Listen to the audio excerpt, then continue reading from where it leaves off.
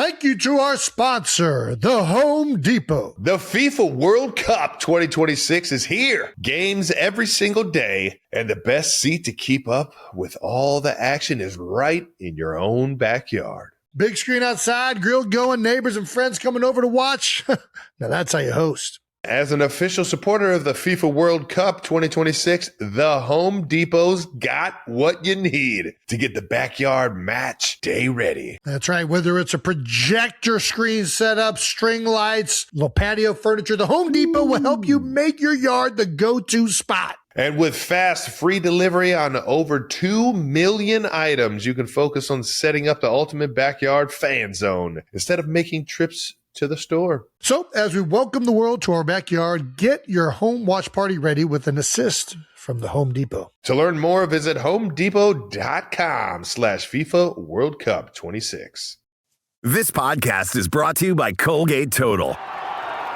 We take oral health as seriously as you take sports. That's why Colgate Total Active Prevention uses advanced technology to help prevent oral health problems like cavities and gingivitis before they start. It's clinically proven to provide 24-hour antibacterial protection with twice daily brushing after 4 weeks of use. So get a winning routine and prevent oral health problems before they start. Shop Colgate Total Active Prevention at a retailer near you. Well, let's talk a little bit about the origin story of your football fandom. Our dad was Cleveland Brown fan growing up. Like, we grew up in Cleveland, Ohio, and I don't want to say he forced us, but he integrated us into being fans of that team. Did your dad get you into Aston Villa, or is this your own doing? Absolutely not. My father hates football. Oh, no.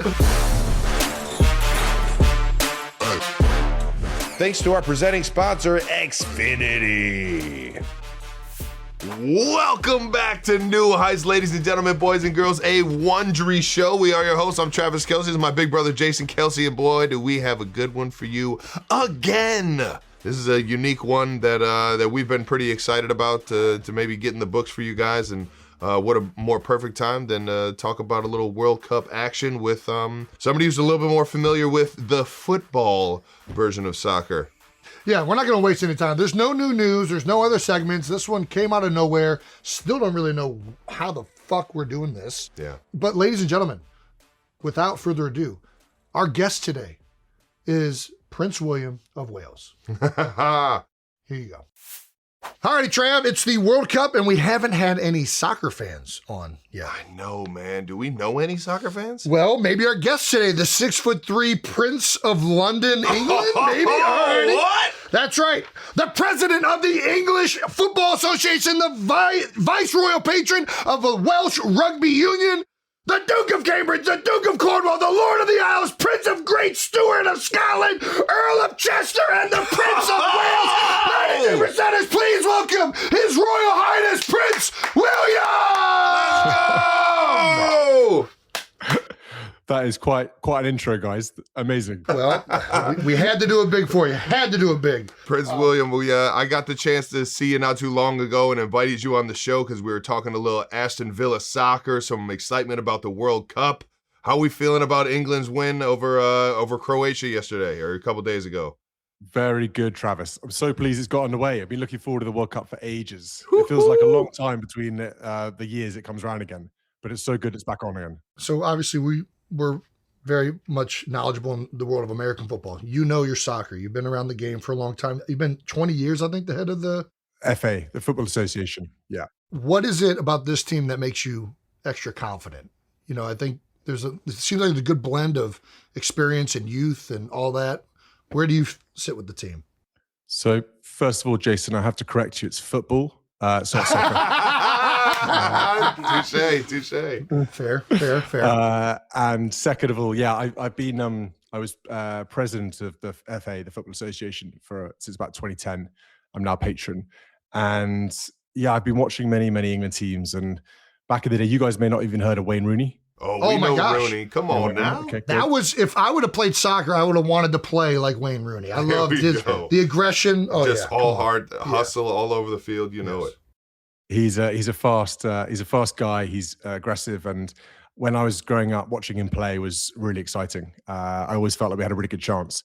But as each World Cup goes on and the results don't quite go your way, a little bit of hope gets chipped away each time. Yeah. And so I'm just, I'm taking it calmly and quietly and like, come on, we're going to do well and see how we go. But I am quietly confident. I think Thomas Tuchel, who's the manager, the coach, he's got them into a really good frame of mind. The team are playing with more freedom, more fluidity. I think Gareth's, who was a previous manager, his philosophy was very much of defense. So if we don't let goals in, we'll win. Thomas, I think, prefers to go a bit more out there. And if we lose playing the way we want to play. And if you're going to score 4 goals, we'll score 5. And I think that's a really good attitude. I know it's fun to watch. I love some high flying action, man. It sounds like when we got old Patrick Mahomes for the Chiefs, when we got him, it was just like, man, we're just going to try and outscore you and just touchdown you to death, man. Do you know what a touchdown is, Prince William? I know what a touchdown is. I can't say I've ever done one for real, but I've tried to do a couple of touchdowns, nearly put out my shoulder blade. But apart from that, yeah. We do have a clip of you throwing the ball. You can sling it pretty good. That was a good throw into the net there. Well, we had the NFL over here. Obviously, they're playing quite a few matches, and I went to see them train and play. And I had a couple of Welsh guys who were also training at the time. And I love the American football. It's brilliant. And I used to play it on the beach with friends and stuff like that. But how you guys do it as many times as you do and all the tactics, it's really quite intense. It is interesting. I mean, they've been, the NFL's been playing over in London for a long time now. Do you feel like the fan base in London is growing for American football? Definitely. It's getting more and more popular. And I think the more people that see it, the more it's televised. I think if we could understand the rules a bit more over here, that might help. Because like I say, it is quite tactical. And it's those sort of short breaks of play that I think we over here are a bit more used to a match running for 90 odd minutes. It doesn't really stop. Right. So that bit of it is kind of explaining the tactics behind it makes a bit more appealing to most people over here. That's good. Good to know. Good to know. We're going to be over there this year. Eagles are playing in the new Tottenham Stadium.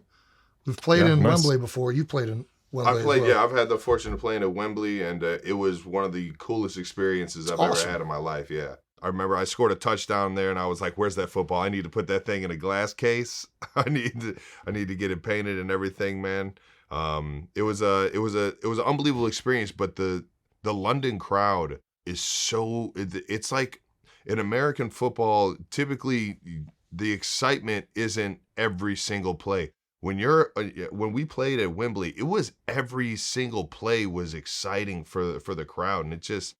You could feel the passion and the desire for it over there, and we love playing overseas. That's for sure. You think the U.S. is doing pretty good as a host city so far? Yeah, it's fantastic. I think it's been a brilliant World Cup. It's been really well sort of started, and I think the tournament's been well balanced logistically for everyone. Being in Canada, the US, and Mexico, makes it really hard for the teams moving around. It does feel like this is the most spread out a World Cup has ever been, which is one of the downs. I mean, it's really nice that all of North America is getting highlighted.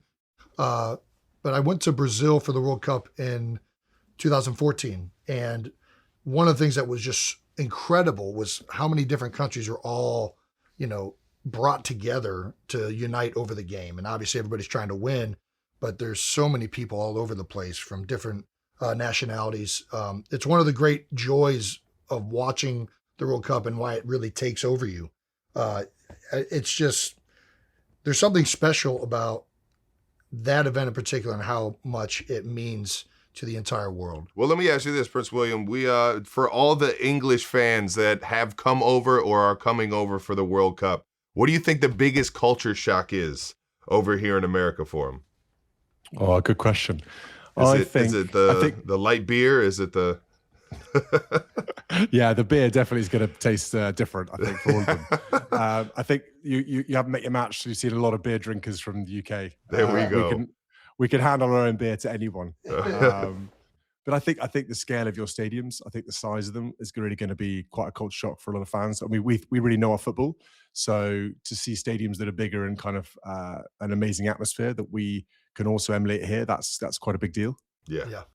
Do you think one of the things that stands out to me, I've talked about this a lot, the United States, we lack the veracity of soccer chants, like the tenacity and passion. And one thing that the UK has down is soccer chants. Like, I love watching those clips. The Man United chant for Zlatan Ibrahimovic, like all that stuff is just incredible. But it points out the difference in the culture between how England views soccer and how the United States views it. How do we get that in the US? What do we need to do to build a foundation of just such passion? It's a good point. I think you guys have so much passion already in terms of your American football, your baseball, basketball. Those are massive parts of your cultural heritage. And I think trying to create that same tribalness around football would be really useful. Yes. So over here, the tribality of your club team, and it's like a second family for a lot of fans, really means it plays very importantly in your emotions. And, my weekend goes from being either the best weekend in the world when we win, or to frankly, I don't want to see anyone on Monday morning because I'm really down. Yeah. And that lasts for quite a few days. So, you guys get that in other ways. But I think if you can attach that to football as well, or soccer, then you get it. Yeah. And it does feel like the pub is a central, part of just English sports. Like we mentioned, rugby as well. It feels like there's that communal aspect where everybody comes together, and those are all the videos I see online, right? Or when everybody's going crazy at the pub watching the games. Is that a part of it? Just like coming together and bonding over the sport and, enjoying the wins and relishing the losses. Yeah. Definitely. I think, those rowdy evenings, those long afternoons, a few drinks, the social elements of it. There's plenty of chance you guys don't want to hear. Sure. They're pretty spicy. They're quite rude to broadcast. So, yeah. Those are the ones we want. Yeah. No. Yeah. I will say this. So England is back to a little bit of the English coming to America. England's home base is Kansas City. And I got a lot of pride for Kansas City. It's kind of slowly become like one of American soccer, football's U.S. hubs. Like, we love our soccer in Kansas City. And I think it's doing a great job right now of hosting. But coming to Kansas City, have you had barbecue before, Prince? Probably not one of your barbecues, Travis, no. Do you know what a burnt end is? No. No, we got to get you some end of that brisket, big guy. Come on down, man. It doesn't sound great, Travis. No, I promise you'd love it. Let me ask you this: you've been the president of English of the FA for 20 years. You mentioned that. What do you view is the role? What is your role within that? Just don't mess up. That's fair. That's Just good. win. That's good. But do you, Jason? Winning I think cures all. I think the role I've wanted to play with the FA has been very much kind of cheerleader, supporter of all things England team, supporting the FA, who are the governing body, and making sure that they feel they've got the backing of sort of the country and getting on with what they need to do around football. I think trying to support our World Cup or European bids. This country particularly is mad about soccer and football. So trying to get a World Cup to be hosted here or a Euros here is fantastic, and been trying to do a bit of work on that. But also I think I've been trying to help reform the system a bit as well. So some of our football legislation and the way we do football sort of regulatory stuff goes back a long way, and trying to update it at times and make sure it's more relevant. Bear in mind the women's game particularly has come out of a smaller world to now being massive. Yep. And I'm not sure we quite reflect that in how we look after the football game. What do you view as football's role within society, or just sports in general? Like, its ability to unite people, to bring people together. I love it. I think the more sport we can do, not only is it good for health, particularly mental health, mental fitness. Yes. It's a way to let out some steam. I think you guys won't know it yet because you're younger than me, and Travis is still playing as well. But when you stop playing any sport, it's you really pine for it, and it's that competitive sort of spirit and that camaraderie, particularly around teammates, having that. You miss it a bit, and for me, sport has been that bit that's filled a hole that's been missing in my life since I've not been able to carry on playing sport. I hear you. Well, let's talk a little bit about the origin story of your football fandom. Our dad was Cleveland Brown fan growing up. Like, we grew up in Cleveland, Ohio, and I don't want to say he forced us, but he integrated us into being fans of that team. Did your dad get you into Aston Villa, or is this your own doing? Absolutely not. My father hates football. Oh no! My family haven't got a particularly long history with football. There are a few of us who support teams. My football love came from friends taking me to my first match. Nice. And at school growing up, you can't avoid the football chat. It's everywhere. Yeah. And some school friends, so childhood friends of mine, took me to my first game. And actually, I saw Gareth Southgate the other day, just this week, and he reminded me that the first match I saw was he was playing in it. Nice. So the previous England manager used to play for Aston Villa at club level. That's and cool. The first game, he was a defender playing in the match that I watched in 2000, which was Aston Villa versus Bolton. Doggone, time flies, man. That's a cool story. Yeah, it does. We got to ask. We're going to go to this last section here. All right, Prince? Cool. America is turning 250 years this year. Be honest, are you surprised we made it? There were times, yeah. But I'd like to think the UK and the US have been together for those 250 years. Oh, so yeah. It's a good brotherhood. It has been. It has been a really good brotherhood. All righty. This one's a very obvious one, I feel like. But what is the more iconic moment at Wembley Stadium? Travis scoring a touchdown in 2015 against the Lions, or Travis as a backup dancer to the one and only Taylor Swift? Travis is a backup dancer. Definitely a very proud moment of my life, for sure.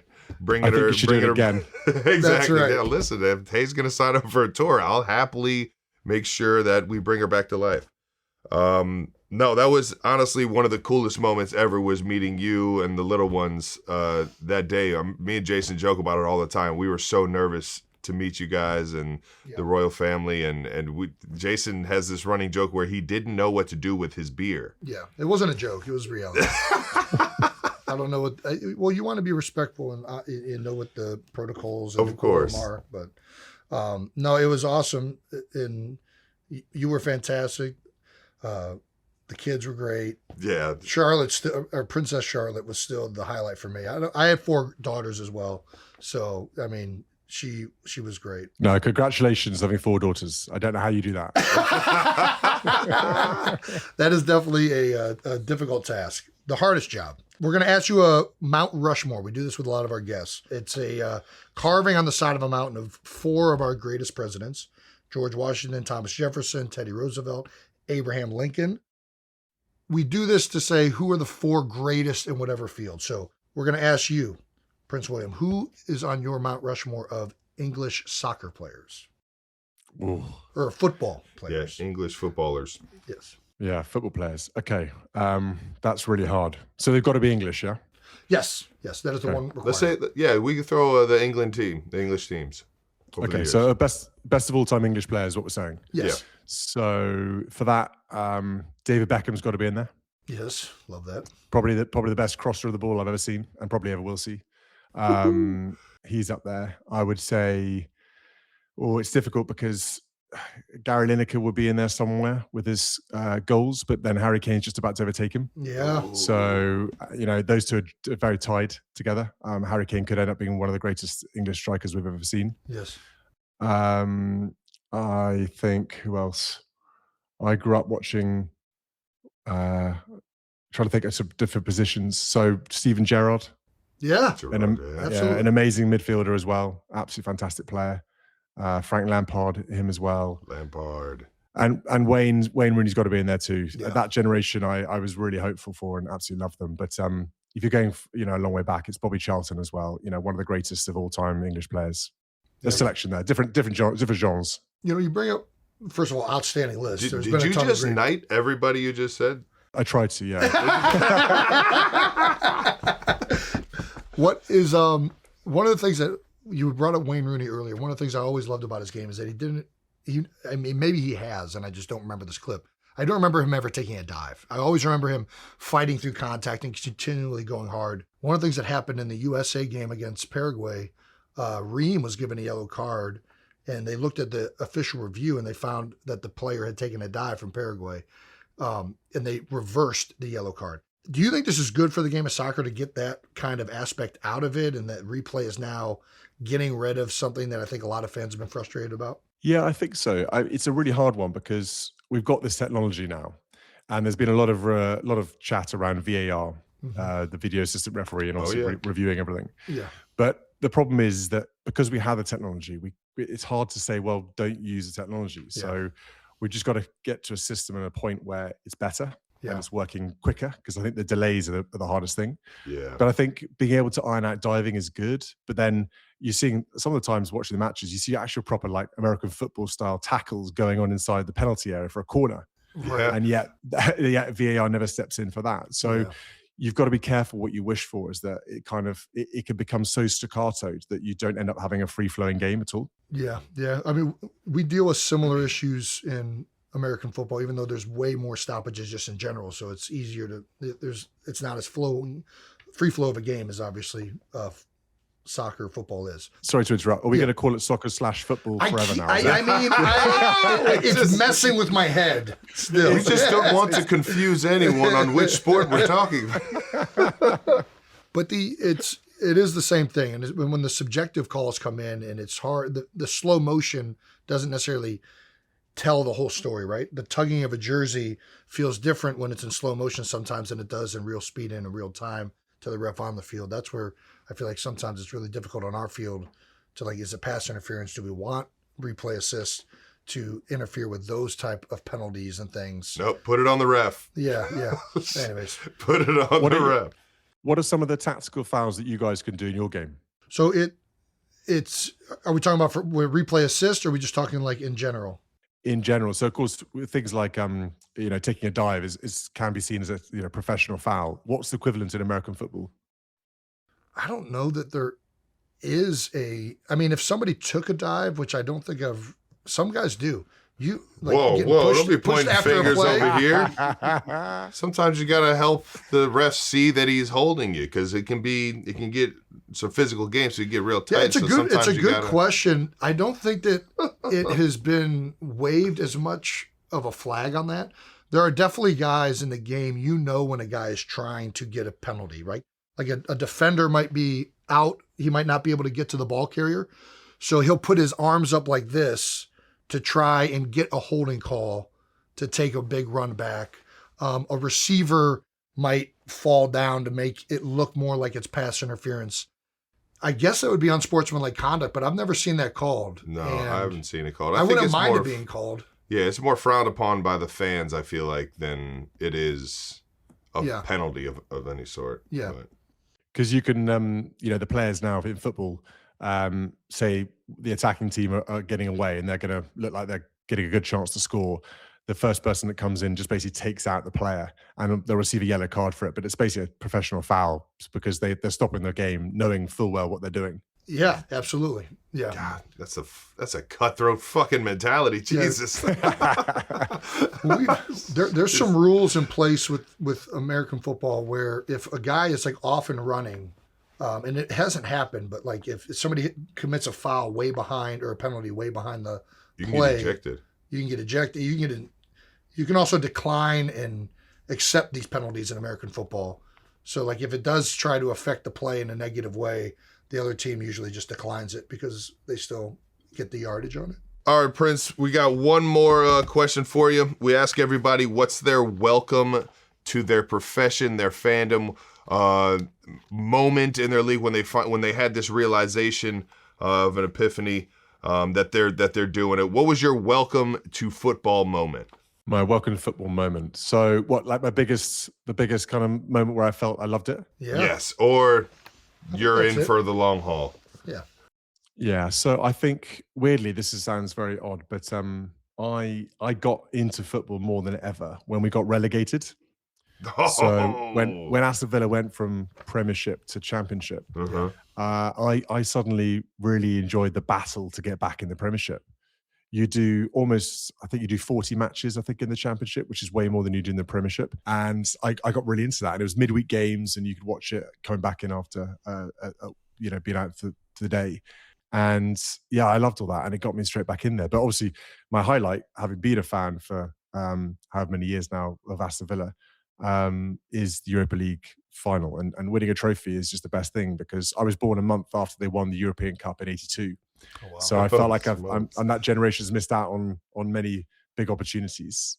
We won a cup in 1996. That was a domestic one, but a European one we haven't won since '82. So it's a big deal. Yeah, hell yeah, awesome. It is. Yeah, hell yeah. Prince William, the guy you won the foxhole, they get regulated, he gets more into it. That was it. That's what I'm talking about. Relegation, I really love that concept in European sports in general, but I think that's something that in the United States we deal with a lot of teams tanking at the end of the year to try and get better draft picks, improvements. The idea that not only are the best teams going to be recognized and honored, but the worst teams, you're actually out of the league. Oh, yeah. Could you imagine? It puts an extra amount of emphasis and pressure on those teams trying to be competitive. Yeah. And it also builds the foundation of the game. Like you just said, there's more depth to all these other communities that don't really, maybe they don't have the same amount of resources or whatever, but they're in those leagues and there's a chance they could get into the Premier League. And obviously, yeah, go ahead.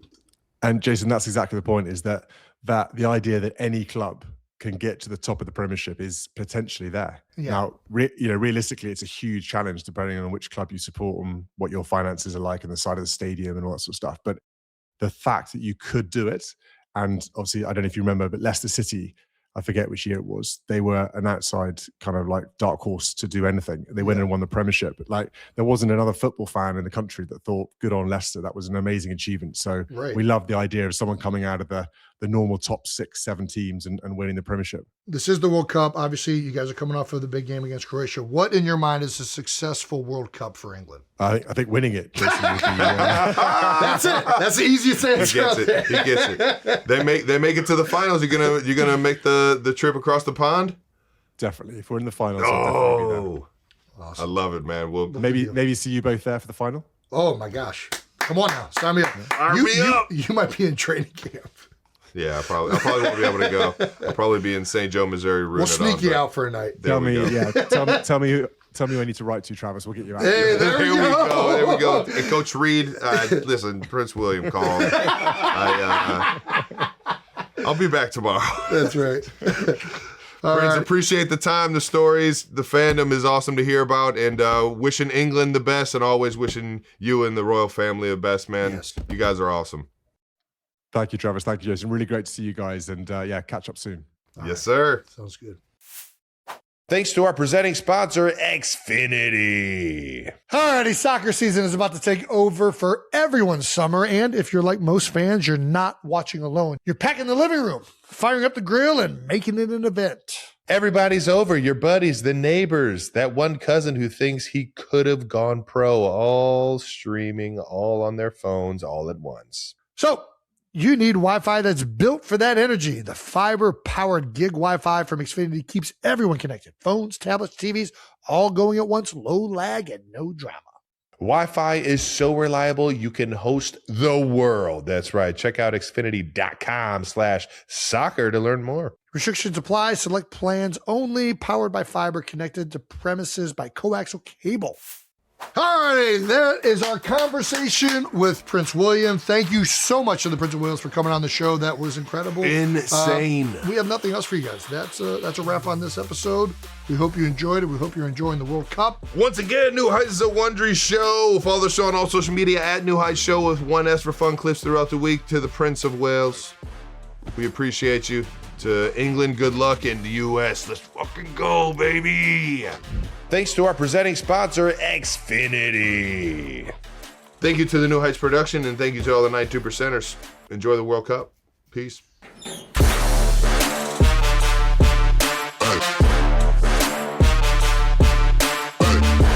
Yeah, when we started this thing, I don't think...